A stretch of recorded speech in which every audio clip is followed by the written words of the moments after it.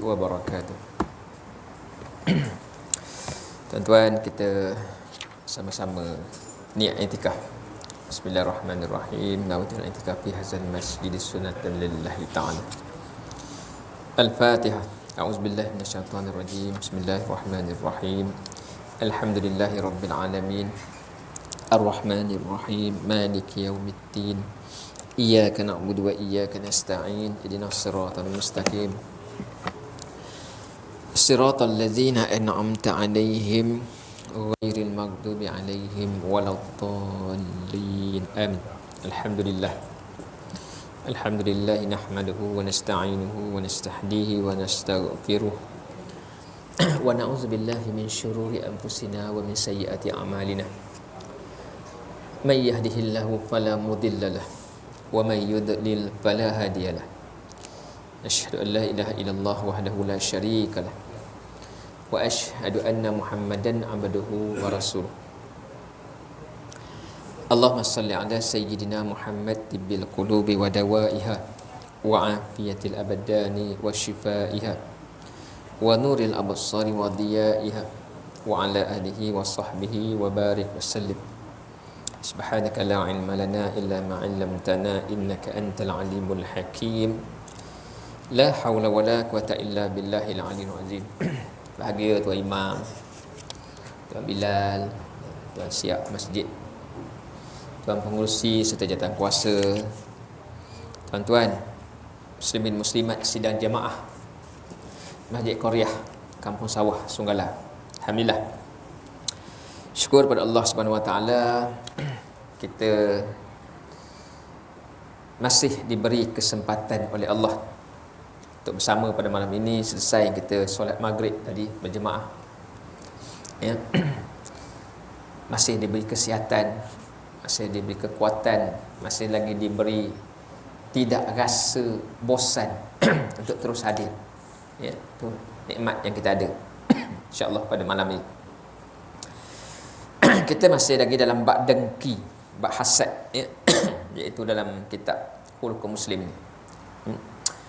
InsyaAllah kita sambung bagaimana bahagian dengki ni, ya. Orang yang ada perasaan dengki, mereka selalu bercakap kepada perkara-perkara dunia, ya. Disebut bahawa kenapa manusia ini dengki? Kerana kejar dunia, ya. Kita tak dengki tentang akhirat, ya. Kita tak rasa dengki pada orang kalau orang tu dia dapat benda-benda yang akhirat, sebab tak nampak. Tapi kalau orang tu dapat hal-hal dunia, kita dengki, ya. Duduk sebelah rumah kita, dia boleh renovate setiap masa, kejap buat tukar tu, sekejap tukar ni, kita dengki sebab dunia. Dia tukar kereta, sekejap tukar tu kereta ni, sekejap tukar kereta ni, mewah sungguh nampak, dengki kita, ya. Itu dia. Kenapa kita dengki? Kerana kita memikirkan dunia, ya. Bila kita pandang dunia, maka kita akan timbul rasa dengki. Kita tak dengki orang yang kejar akhirat. Tuan-tuan datang ke masjid malam ni, kan kawan sebelah rumah belah yang tak datang, pandang tuan, dengki tak dia? Tak dengki dia, peduli lah dia, kan? Tak dengki kat kita. Sebab apa? Yang kita kejar akhirat. Bila akhirat tak ada siapa nak dengki, ya. Kita, tangan kita tak pernah lepas dengan Al-Quran, baca je Al-Quran. Ada ke orang nak dengki? Tak ada orang nak dengki, ya. Itu dia. Sebab apa? Sebab dengki ni kepada dunia. Jadi kalau kita ada rasa dengki, kita kena ingat bahawa kita sedang kejar dunia. Kita pandang tu jealous tengok tu, kita kena sedar balik, oh tu dunia ni, ya. Hak dunia ni kita nak kejar, nak apa, memang dia akan ada rasa dengki, ya. Tapi jika apa yang dia inginkan itu tak tercapai, maka pada saat ini jiwa ni akan tanggung derita, ya. Dia nak sesuatu tak dapat, berkenaan dengan dunia, jawatan ke apa saja tak dapat, ya. Jadi masa itulah dia akan rasa bergejolak dalaman, ya. Tak senang, tidur pun tak boleh, kan? Kita nakkan sesuatu tak dapat, orang lain dapat, tak lena kita tidur malam, ya. Makan semua tak sedap, padahal itulah yang jenis masakannya, kan. Tak yang lain sedap je. Sebab apa? Sebab kita akan jadi resah, akan jadi tak senang dalam kehidupan. Kita tengok contoh iblis, tengok iblis. Iblis sangat menginginkan apa yang telah dikurniakan oleh Allah kepada Nabi Adam AS. Ni salah satu contoh dengki yang terbesar. Iblis dia nak apa yang Allah beri pada Adam. Apa yang Allah beri pada Adam? Kemuliaan. Allah muliakan Adam AS. Kemuliaan yang Allah beri pada Adam tu, benda tu simple aja. Tapi tak dapat kat dia. Apa dia? Penghormatan yang Allah perintah kepada semua makhluk untuk hormat kepada Adam, respect kepada Adam, tunduk kepada Adam. Wa iza qala rabbuka lil malaikati isjudu li Adam fasajadu illa iblis aba wastakbara wa kana minal kafirin. Bila Allah perintahkan semua malaikat tunduk hormat kepada Adam, dia tak pernah disuruh oleh Allah kepada malaikat lain tunduk, iblis. Sedangkan dia makhluk yang baik, yang mulia awalnya, kuat beribadah. Makhluk yang tak tinggal ibadah dia lebih sangat hebat. Tak ada tandingan zaman tu. Malaikat-malaikat lain tak boleh nak menyaingi ketaatan yang dibuat oleh iblis. Allah tak suruh tunduk kat dia, respect kat dia. Ni kita pun kadang-kadang macam tu. Kita rasa kita hebat. Kita rasa kita macam-macam kita boleh. Kita rasa kita tahu segala benda. Kita tak rasa kita ni lebih baik pada orang lain. Kita rasa. Tiba-tiba penghormatan tak beri pada kita, maka kita kecewa. Sama lah dengan iblis. Dia rasa dia segala-galanya. Tiba-tiba Allah suruh tunduk kepada satu makhluk yang Allah baru jadi. Baru je jadi. Adam ni. Belum apa-apa lagi. Belum diuji, belum apa lagi. Suruh tunduk. Dah lah tu jadi daripada benda yang taklah sebaik dia. Dia daripada api, Adam daripada tanah lumpur. Kan? Apa ni? Nilai kejadian itu pun dah nampak dia lebih hebat. Semua malaikat tunduk. Fasajadu, Allah kata semua malaikat tunduk. Illa iblis. Kecuali iblis. Kecuali iblis je tak nak tunduk. And the gang lah. Syaitan. Iblis tak nak tunduk. Kenapa dia tak nak tunduk? Kenapa iblis tak nak tunduk?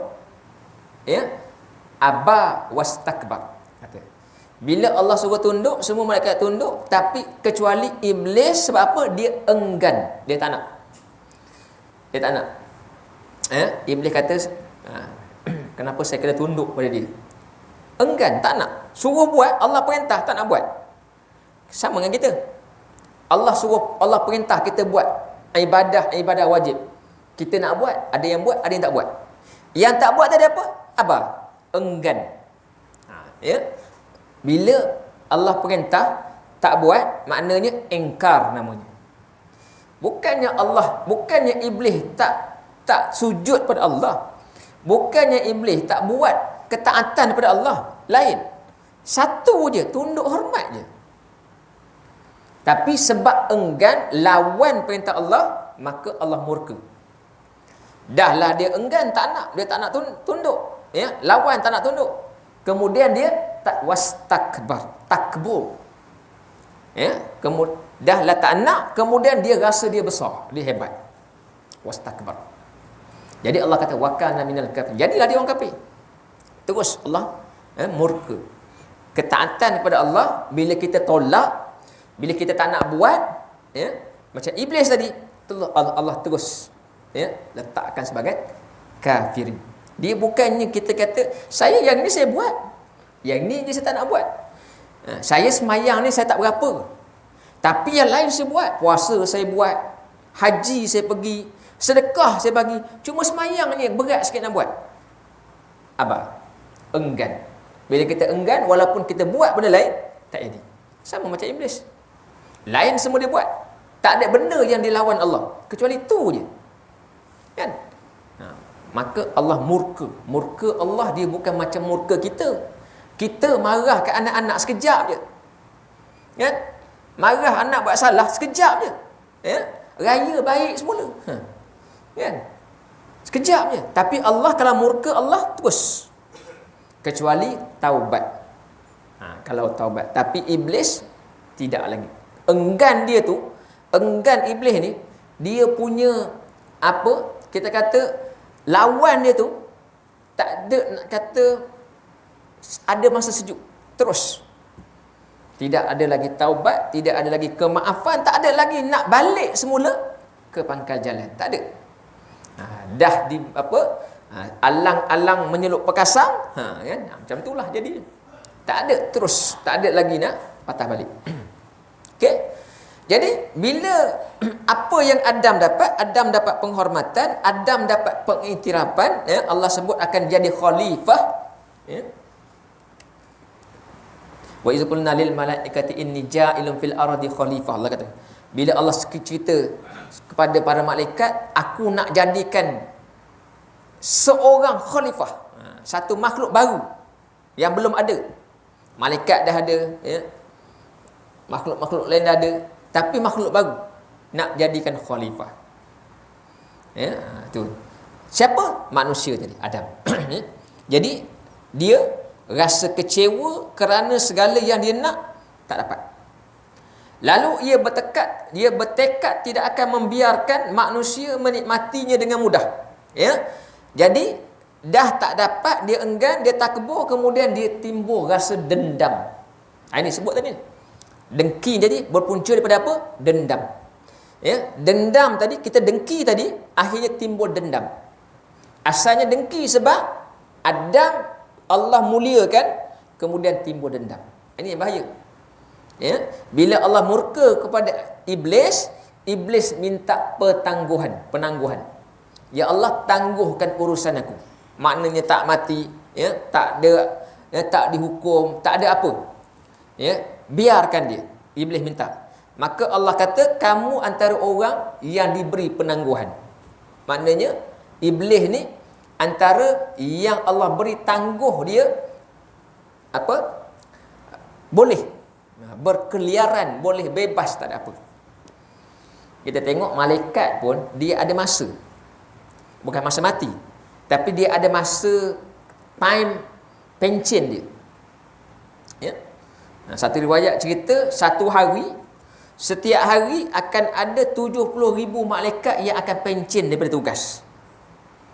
Malaikat dia banyak, ya, sehingga dikatakan setiap daun-daun pokok tu ada malaikat yang ada malaikat. Dan malaikat ni Allah beri kerja, melaksanakan tugas, perintah, buat apa semua. Tapi setiap hari akan ada 70,000 malaikat yang akan berhenti kerja dan terus fokus kepada ibadah saja. Ya? Di Baitul Ma'mur. Ya? Ketika Nabi alaihissalam, Nabi sallallahu alaihi wasallam Mi'raj ke langit, Nabi melawat ke Baitul Ma'mur. Ya?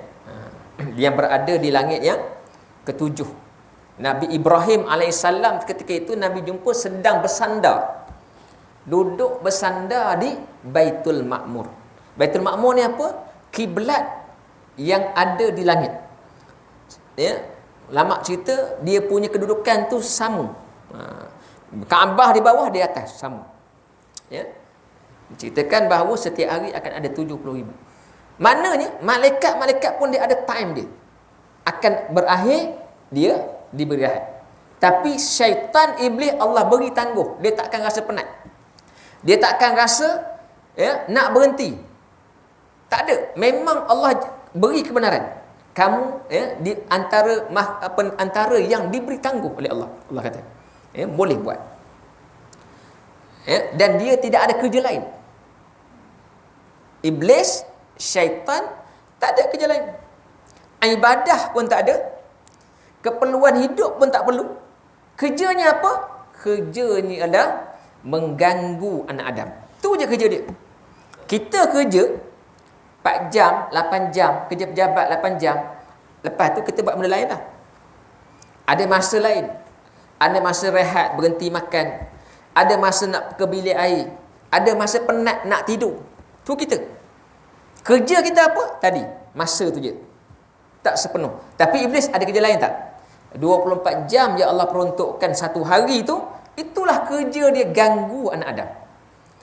Kita tengah duduk dia ganggu, kita tengah belajar dia ganggu, kita tengah tidur pun dia ganggu. Tak ada kerja lain. Itu saja kerja dia. Jadi dia tak perlu runsing jadual dia. Ya, dia tak perlu sibuk buat jadual. Kita pagi pukul 5 bangun tidur, ya, bersiap apa semua, ini jadual rutin kita. Ya. Buat itu, buat ini, ya, masuk bilik air apa semua, minum sikit sarapan, pergi masjid. Sampai masjid solat subuh apa semua, pukul 6.30, pukul 7 hari tu balik rumah. Balik tak balik, singgah dulu roti canai. Tu rutin kita. Jadual kita macam-macam. Kalau tulis tu, banyak. Tapi iblis tak ada. Syaitan tak ada jadual. Jadual dia, mula tak ada tidur, tak ada bangun tidur, mula goda anak Adam, pusing goda anak Adam. Itu dia. Ya, sebab tu dia kata, sebab dia kecewa, maka dia takkan bagi manusia ni dalam keadaan senang. Maka dia sebut, dia ikrar kepada Allah. Maknanya dia bersumpah depan Allah. Ya, disebut qala fa bima aghwaytani la aqudanna lahum siratakal mustaqim summa la'atiyannahum min baini aydihim wa min khalfihim wa an aymanihim wa an syama'ilihim wa la tajidu aksarahum syakirin. Ini ikrar iblis. Dia kata, ya, tadi Allah dah bagi ayat awal tu, Allah kata, okey, Allah kabulkan, Allah perkenankan permintaan dia untuk dia ditangguhkan. Sama ada kematian ataupun urusan-urusan lain ditangguhkan, ya. Jadi dia kata bila diberi itu, dia pun sebut, ya, iblis kata, oleh kerana engkau, ya Allah, ya, menyebabkan aku ni jadi tersesat, ya, kafirin tadi, sebab Allah dah apa? Jatuhkan hukuman wa kana minal kafirin, aku dah jadi orang yang sesat, maka demi sesungguhnya aku akan mengambil tempat, aku akan buat, dia kata, menghalang mereka. Siapa? Anak Adam. Aku akan buat anak Adam dan anak-anaknya nanti, ya, halang mereka dari menjalani jalanmu yang lurus, siratakal mustaqim. Aku akan halang anak-anak Adam nanti daripada ikut jalan yang lurus. Jalan lurus apa? Jalan yang betul, jalan yang benar, ya, jalan yang sebenarnya. Tolak, ya. Kemudian aku akan datang kepada mereka. Iblis kata, aku akan datang kepada mereka, goda mereka ni dari depan, dari belakang, dari kanan dan dari kiri. Iblis kata dia akan datang goda kita ni dari segenap penjuru. Itu, ya, datang dari depan. Tak dapat, tak lut, ikut belakang. Tak lut juga dari kanan, dari kiri. Ya, ahli tafsir sebut, maknanya iblis ni dia akan goda kita sama ada dalam keadaan kita nak buat baik ataupun nak buat buruk. Bila kita nak buat baik, dia akan goda jangan buat. Bila kita nak buat buruk, dia akan goda kita hasut suruh buat. Ya. Kita nak buat baik, ya, dia hasut, ya, dia halang. Ya, dia halang tu bukan sekadar halang jangan buat. Dulu saya pernah cerita, iblis dia ada 7 strategi dia kan. 7 strategi dia. Ya. Yang pertama, jangan buat. Ya, yang pertama dia kata jangan buat. Kita tetap nak buat. Petang tadi nak datang ke masjid. Dia bisik kata, jangan pergilah hari ni. Hari ni cuti dah sekejap. Alah hari ni. Ya. Kita tak dengar, tapi kita punya bergelodak dalam jiwa kita ni. Nak pergi tak nak pergi, nak pergi tak nak pergi hari ni. Kan? Mula. Sebab apa? Dia dah mula hasut. Jangan buat. Ni kalau kita nak buat benda baik. Kita pergi juga. Kita pergi juga. Ya. Tak apa. Dia tukar. Dia kata, dia tukar, dia kata, lambat sikit lah. Tunggulah dulu. Ya. Lewatkan sikit pergi hari ni. Kan? Ya. Nampak? Dia cuba. Dia akan cuba halang-halang. Kita pergi cepat juga hari ni. Kita lah orang pertama yang buka lampu, buka kipas hari ni. Tadi mula-mula tak nak pergi. Ya. Lepas tu dia akan ubah. Bila sampai tu, dia kata, Tak payahlah buat dah buka ni duduk je lah. Dia akan tak payah buat solat sunat tahiyatul masjid. Contohlah itu, ya. Dia kata kuranglah hari ni solat berjemaah cukuplah. Hari ni solat berjemaah je. Lain tak payah, duduk je. Ni dia punya cara dia ditulis oleh Imam Al-Ghazali. Imam Ghazali tulis. Dia punya perincikan macam mana strategi dia. Dia kata Imam Ghazali, hari ni alah tak payah buatlah main sunat. Dah masjid dah pergi dah. Nak halang tak pergi masjid, pergi juga. Tapi dia kata, okey, tak payah buat. Kita buat. Kita lawan. Kita ni kuat. Dah jadi kebiasaan. Takkan tak buat ke ni? Kan? Bila kita buat, dia kata, dia akan sebut, buat cepat-cepat. Ya, ni. Strategi keempat. Buat cepat-cepat supaya boleh buat banyak. Buat laju sikit supaya boleh buat banyak. Orang lain sembahyang 2 rakaat. Kita nak sembahyang 4 rakaat. Kan? Nak buat banyak. Jadi kita nak buat banyak, suruh buat cepat. Ya, tuan-tuan, kadang kita tak perasan. Kita tak tahu ni. Kita ingatkan kita boleh buat. Tapi ini strategi dia. Supaya apa? Kita tak dapat kualiti dalam ibadah. Maka kita pun kadang tu terpedaya kita pun buat laju. Ya, laju sebab nak kejar daripada 2 jadi 4. Ya. Kalau kita buat slow-slow, kita buat tetap tertib dengan tomak ninah tertib pun memang baik pun semua, dia akan timbul rasa dalam, dia akan timbul pula, dia hasut pula. Dia kata apa? Dia kata, kita kena buat ni, memang kena buat. Kita memang dah lawan tadi, nak buat slow, dia pun pujuk kita. Dia kata, kita memang kena buat slow-slow. Kita kena buat, jangan laju-laju. Padahal tadi dia hasut pula laju, tak berjaya. Kita buat slow, dia kata, kita kena buat slow-slow supaya nanti orang tak pandang, orang pandang kita tak pandang buruk. Suruh kita buat supaya nak jaga pandangan manusia pula. Apa di situ? Timbul riak. Maka kita pun buat, kita pun rasa ramainya pandang aku sembahyang ini. Jadi kena buat betul-betul. Maka timbul riak. Bila timbul riak, kita dah kikis segala strategi tadi, sampai itu habis. Yang asal tadi tak nak datang, jadi datang. Semua kita dah lalu, dia akan buat. Sampai tahap macam tu. Sebab apa? Ikrar dia. Dia dah ikrar, dia nak kacau. Sampai tahap kita dah buat segala benda, kita dah jaga semua sekali. Ya, peringkat yang paling akhir tu, ke-7, Imam Ghazali tulis, kita dah clear dah, memang kita dapat lawan hasutan dia. Sampai satu tahap kita akan rasa diri kita ni sempurna, perfect. Kita sempurna, kita buat ibadah baik, kita jaga ibadah cukup semua. Kita rasa, dia akan rasa kena hati kita ni dah perfect dah, bagus, sempurna dah ibadah kita. Maka ketika itu rosaklah segala amalan kita. Ya, macam tu, berat. Ya, jangan kita anggap, tuan-tuan, bukanlah kata tuan-tuan, ini sebagai nasihat untuk kita bersama. Jangan kita anggap bila kita dah buat ibadah pada malam ini, kita dah cukup. Tak, kita kena tengok balik, kena nilai balik. Ibadah kita hari ni, ibadah yang betul diterima ataupun tertolak. Kita takut, kita buat apa semua tapi tertolak, ditolak, Allah tak terima. Padahal kita rasa kita buat. Ya. Itu je. Jadi maknanya sebab tu, dalam bab ni tu yang kita ambil inisiatif, kita belajar. Kita tambah pengetahuan kita supaya kita akan menjadi orang yang lebih faham. Ya. Jadi Allah sebut tadi bagaimana ikrar iblis tadi, ya. Dari depan, dari belakang, kanan, kiri. Tapi iblis tak sebut daripada atas. Dalam tafsir ceritakan kenapa iblis tak sebut daripada atas. Ya, iblis kata, aku akan datang kepada mereka, ya, min aidihim, min khalfihim, an aymanihim, wa an syama'ilihim. Aku datang daripada mereka daripada depan, ya, aku datang daripada belakang, kanan, kiri ni, asap manusia ni supaya jadi lalai. Tapi iblis tak boleh sebut daripada atas.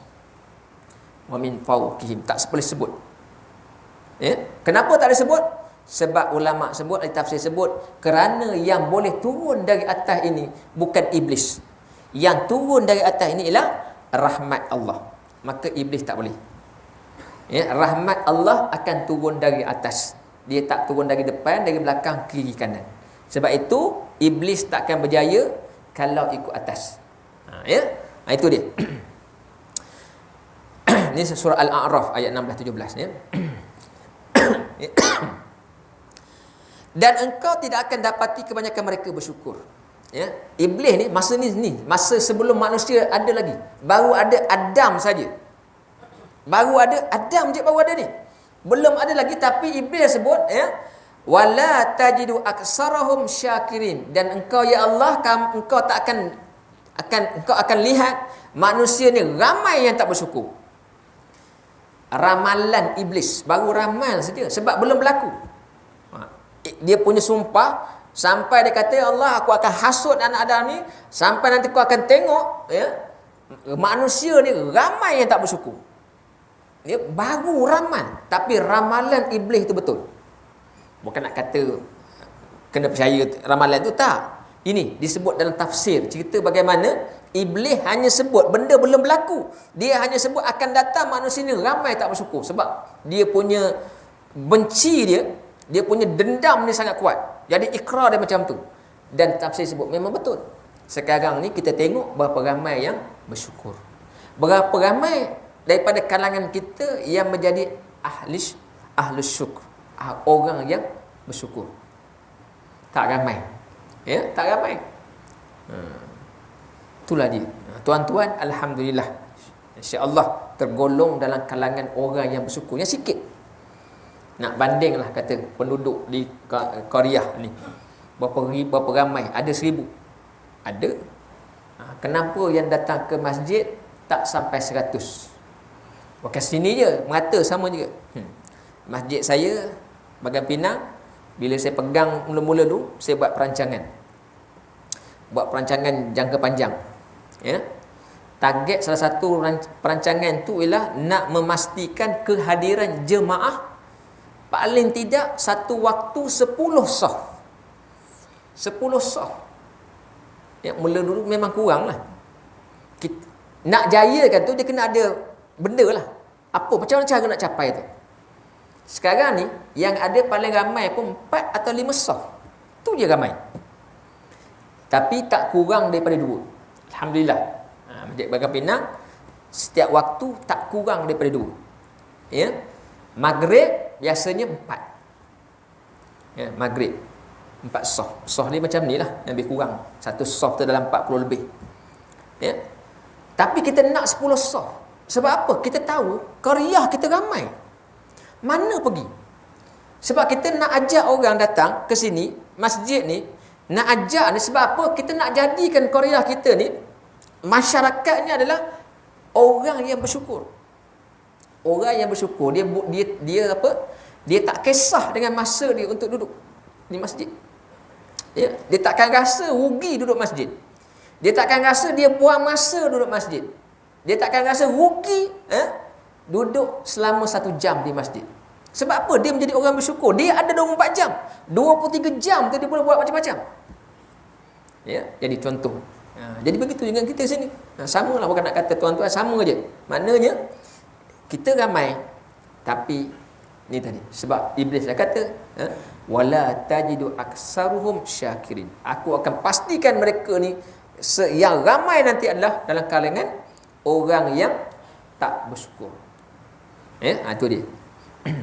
Jadi macam itulah. Sampai dah sekarang ni kita tengok, ya, kerosakan tu banyak. Nafsu yang buruk akan bakar jiwa orang yang dengki serta akan merosakkan hati mereka. Ya. Yang dalam diri kita ni, di samping syaitan yang kita sebut tadi, iblis syaitan tadi yang hasut kita, dalam diri kita juga ada satu lagi yang dipanggil nafsu. Nafsu ni kalau dia buruk, nafsu ni memang buruk. Nafsu dia tak elok. Nafsu ni sememangnya Allah jadikan dalam keadaan dia ni buruk. Tapi boleh dikawal dengan iman, dengan takwa. Kalau kita kuat keimanan, kita kuat ketakwaan, nafsu akan jadi kendur, dia akan jadi lemah. Tapi kalau kita tak kuat, maka nafsu ni akan jadi dominan, jadi kuat. Jadi kalau bila kita ada kedengkian kita kepada manusia lain, maka nafsu ni akan jadi dominan, akan jadi kuat. Ya. Jadi dia akan bila kita ada kedengkian tadi, maka orang yang dengki tadi, nafsu ni tadi akan rosakkan hati mereka, jiwa mereka. Islam memerintahkan manusia menjauhkan diri daripada perbuatan tercela tersebut agar mereka dapat hidup pada jalan yang benar. Islam suruh kita kawal. Ya. Cuba, ya. Kadang-kadang tak dapat kawal. Itu kelemahan. Nafsu ni kita cuba kawal, kadang-kadang tak dapat kawal. Sebab kenapa? Kenapa tak boleh kawal? Sebab kita kelemahan kita manusia. Tetapi jangan pula disebabkan kelemahan itu, ya, kita gagal kawal, maka kita terus berterusan dalam keadaan kerosakan. Kena patah balik, kena perbaiki balik. Ya. Anas bin Malik menceritakan dalam sebuah hadis yang panjang. Ya, Anas bin Malik, sahabat Nabi. Ya. Anas cerita, satu hari kami duduk dengan Nabi SAW dalam masjid. Ya, Nabi duduk, Anas, Nabi dengan sahabat-sahabat duduk ramai-ramai. Ya, duduk, sahabat-sahabat duduk keliling Nabi, ya. Kemudian Nabi pun sebut. Kejap lagi Nabi kata, kejap lagi Nabi kata, kejap lagi akan datang, akan masuk dalam masjid ni seorang daripada kalangan orang Ansar. Orang tu belum masuk lagi, orang tu tak ada lagi. Nabi sebut. Ya, Nabi sebut. Ni bukan ramalan, Nabi bukan ramal. Nabi ni Allah beri ilham, Allah beri hidayah, Allah beri petunjuk, Allah beri, ya, bagi panduan pada Nabi. Ya, Nabi bukan sekadar tahu yang benda sekejap lagi. Nabi tahu benda yang akan datang. Sebab tu dalam banyak riwayat Nabi cerita akhir zaman. Akhir zaman tu bila? Beribu tahun selepas Nabi. Sahabat-sahabat pun tak terfikir tentang gambaran Nabi tu, hanya dengar aje, tapi berlaku sama sekali. Sebab apa? Nabi ini orang yang Allah beri kepadanya kelebihan, boleh nampak future akan datang. Ya, okey.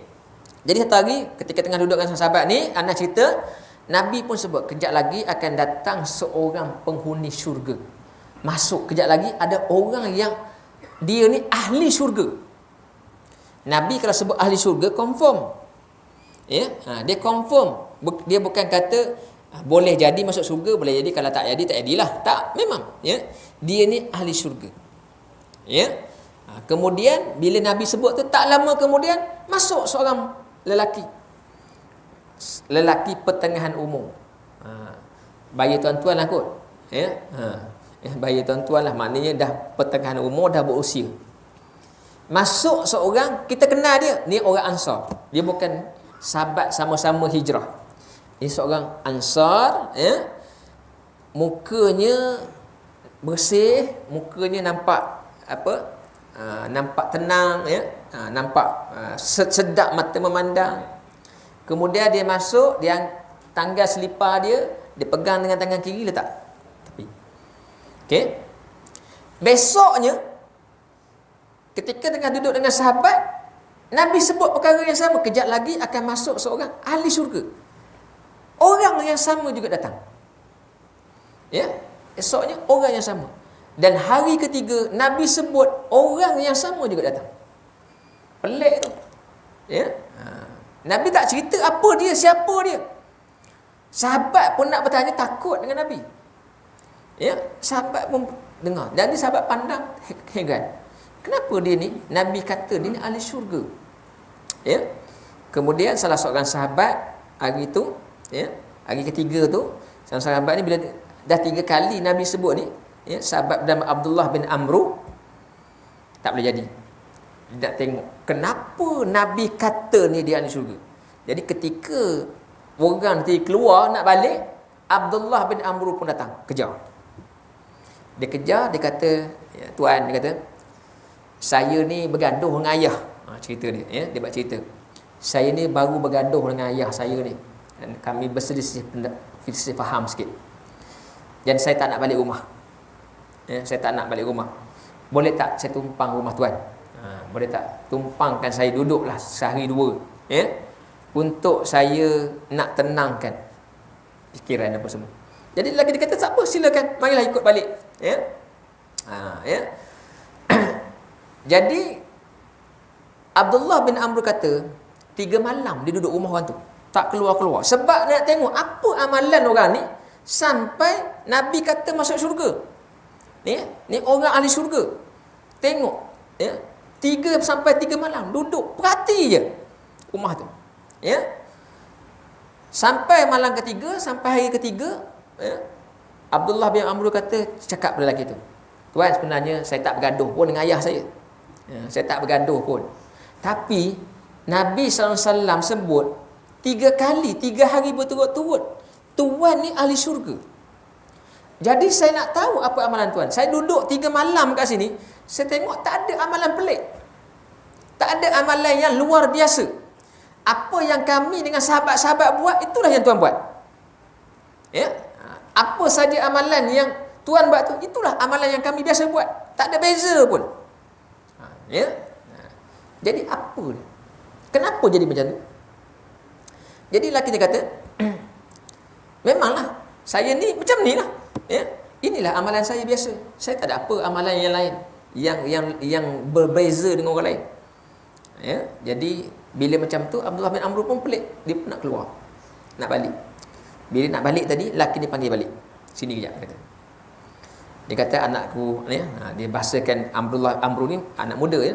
Anakku, dia kata, memang apa yang kau tengok, tak ada apa pun amalan yang luar biasa yang aku buat. Tapi aku tak pernah dalam hati ni ada sedikit pun rasa benci, rasa iri kepada orang lain. Apa yang orang terima. Ya? Tak pernah, walaupun ada yang sekecil pun rasa, bila tengok orang lain dapat kelebihan, aku rasa iri hati. Dan aku tak pernah rasa benci dengan apa yang orang buat kepada aku. Macam tu. Kita ada, kan? Ada. Tapi kita benci tu, maknanya bukanlah benci sampai nak bunuh orang, sampai nak merosakkan orang, tapi akan timbul rasa tak sedap. Ya? Ini macam tu. Jadi Abdullah bin Amr kata, oh inilah yang Nabi maksudkan kamu ni ahli syurga. Ya? Dalam riwayat lain, ya, orang Ansar ni sebut tadi, ya, orang Ansar sebut ada yang sama tapi hujung tu sikit berbeza. Ya, orang Ansar tadi sebut ya kepada Abdullah bin Amr, wahai anak saudaraku, dia bahasakan ya, bahasa hormat. Bukan anak saudara betul ya, tapi panggilan hormat. Sesungguhnya tak ada sesuatu kecuali apa yang kau lihat. Aku tak ada benda yang aku suruhkan amalan, tak ada yang aku masa kau ada ni aku tak buat, masa lain buat, tak ada. Maknanya itulah dia. Kecuali tetapi aku tidak pernah menyimpan dendam kepada orang muslim yang lain. Ya, tak pernah rasa dendam. Ya, maknanya apa maknanya? Kita ni dari segi amal soleh kita yang wajib kita buat. Ya kita tadi. Yang wajib dia buat, yang mungkar dia tak buat. Tu basic kita. Ya. Basic kita yang ketaatan yang Allah perintah wajib kena buat, yang haram tak buat. Itu basic. Maknanya kalau itu dah selamat dah. Tapi ditambah lagi dengan akhlak yang baik. Kita jaga diri kita dengan amal-amal kewajipan ni, buat sungguh-sungguh, ya, tak apa ni, kita tak abaikan. Kemudian perkara-perkara yang berdosa kita tolak, kita jauhkan, dan kita jaga dengan akhlak. Contohnya apa tadi? Yang lelaki tadi, perasaan iri, dengki pada orang tak ada. InsyaAllah, ya, kelayakan untuk ahli syurga tu ada. Ya. Islam melarang orang yang beriman sifat dengki, dan Allah memerintahkan Rasulnya supaya sentiasa mohon perlindungan kepadanya dari kejahatan orang-orang yang dengki. Ya? Orang beriman, kita ni lah orang yang beriman, tak boleh ada rasa dengki. Islam larang, ya? Walaupun sedikit. Ya? Dengki ni ada 4. Rasa pernah cerita dulu dan satu riwayat Nabi sebut, ya? Dan satu hadis tentang hasad ni, ya? Dihuraikan oleh Imam Nawawi. Dengki ni ada 4 jenis. 2 jenis buruk, 2 jenis tak ada masalah. Perasaan dengki. Ya, kita ulanglah, kalau saya dah pernah sebut, saya ulang balik. Yang pertama, orang yang dengki kepada orang lain sebab orang lain dapat, dia tak dapat. Ya, benda yang sama dia nak, tapi orang lain dapat, dia tak dapat. Jadi dia dengki, kalau boleh orang tu tak dapat, dia dapat. Ini sifat dengki yang pertama. Ya, kita nak, kita nak sesuatu, tapi kita tak dapat, orang lain dapat. Kemudian kita cuba supaya orang tu tak jadi dapat, kita yang dapat. Satu. Ini biasa dengki. Ya, kebiasaan. Yang kedua, dengki, ya, Dengki tengok orang dapat, dia dapat, kita tak nak pun benda tu. Tapi sebab dia dapat, kita rasa tak senang hati. Ya? Dia dapat, kita tak nak pun, tapi sebab dia dapat, kita dengki. Ya, itu satu lagi. Kita bukan sibuk pun, tak kisah pun. Ya, tapi sebab dia dapat, kita rasa tak senang hati. Ni pun ramai. Ada juga. Ni dua sifat dengki yang buruk, yang tercela, yang berdosa. Ya, yang buruk dan dicela dan juga diberi dosa, dikira dengki yang berdosa. Dua. Satu lagi dengki timbul dalam hati tapi segera dipadamkan. Terasa hati, tengok orang dapat, kita tak dapat, terasa hati, terasa terusik di hati, tapi cepat-cepat istighfar, ya Allah, astagfirullahalazim. Buang terus. Jadi tak sempat nak diluahkan dengan usaha apa cara supaya orang tak dapat. Timbul saja. Yang ini tak apa, tidak berdosa. Ya? Tapi ada satu sifat dengki yang dimuliakan, dianggap terbaik. Orang dapat, kita nak benda yang sama, tapi dia yang dapat. Kita pun terasa di hati. Terasa dia yang dapat, kita tak dapat. Permulaan. Tapi kita padamkan rasa tadi, kita buang rasa tadi, ya Allah, ya, tak baik, ya, benda ni, rezeki ni Allah dah tulis untuk dia, bukan untuk aku. Kita rasionalkan diri kita. Itu dia punya. Allah tak takdirkan untuk aku. Jadi ya Allah, berilah, ya, berilah kebaikan dengan apa yang dia dapat. Apa maknanya? Maknanya kita timbul rasa tadi, rasa dengki, tapi kita padamkan dan kita tukar ataupun kita tambah baik dengan doa supaya dia jadi lebih baik. Ini yang terbaik. Dengki kita tak dengki, tapi tukar jadi kita doakan untuk dia supaya dia dapat kebaikan lebih baik lagi. Itu yang terbaik. Yang jarang-jarang kita ada ataupun memang tak ada. Jadi kalau kita sekarang ni sifat dengki tak boleh buang, memang ada pada semua orang. Kita tukarkan. Kalau tiba-tiba terasa, ya, kita nak benda tu tak dapat, orang dapat, kita dah tahu. Maknanya kita buang cepat dan kita timbulkan dalam hati, ya Allah, kita doakan kebaikan untuk dia. Ya Allah, berilah kebaikan dengan apa yang dia terima tu. Mudah-mudahan menjadikan dia semakin dekat kepada kamu, ya Allah. Maka sifat dengki tadi dapat dibuang dan kita tukarkan dia dengan apa? Dengan amal soleh. Tu dia. Wallahu a'lam. Cukuplah untuk malam ni. Ya, dalam bab dengki ni panjang lagi ni. Ya. Mungkin ada 2-3 kali perjumpaan lagi ni bab dengki ni. Sebelum kita pergi kepada yang bab yang seterusnya.